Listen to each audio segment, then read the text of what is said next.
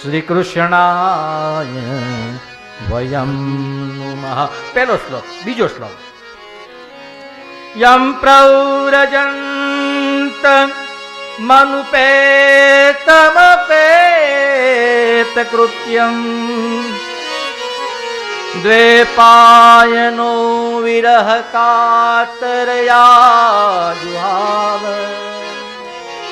પુત્રેતિ તન્મયતયાતરોభిનેદો સ્તં સર્વભૂત હૃદયમ મુનિમાનતો.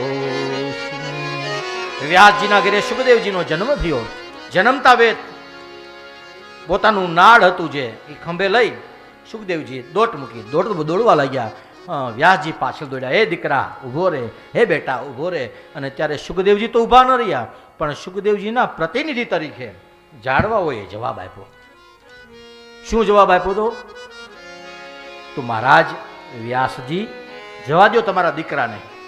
યાદ રાખો, સારા કામ માટે સંતાનોને ક્યારેય ટોકવા જોઈએ નહીં.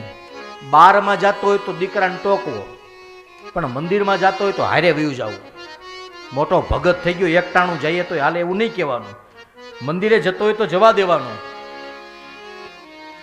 બીજા ત્રીજા ખર્ચા કરતો હોય તો ચિંતા કરવાની, પણ આવું કાંઈ ભગવત કાર્ય કરવા માટે, પ્રેરણા દાન કરવા માટે, દીકરીને દેવા માટે, કાંઈ ને દેવા માટે ખિસ્સામાં હાથ નાખ્યો હોય તો બહુ ટોકવો નહીં. એ સારી ટેવ છે.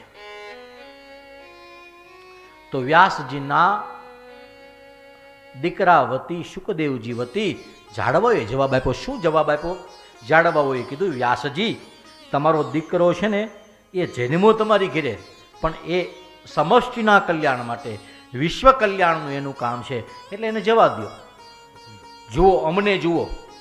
હા, તડકો સહન કરીએ, ઠંડી સહન કરીએ, વરસાદ સહન કરીએ, 3 ઋતુ બાદ થાય તો એક વખત અમને ફળ લાગે. એ ફળ આવ્યા પછી અમે પોતે રાખતા નથી, અમે બીજાને આપી દઈએ છીએ. તો એવી જ રીતના વાસનાનું ફળ હોય તો ગમે તે થાય ચાલે, પણ ઉપાસનાના ફળ હંમેશા બધાને વેચવા જોઈએ. અને સુખદેવ એ વાસનાનું નહીં, ઉપાસનાનું ફળ છે. એવા સુખદેવજીને નમસ્કાર કર્યા.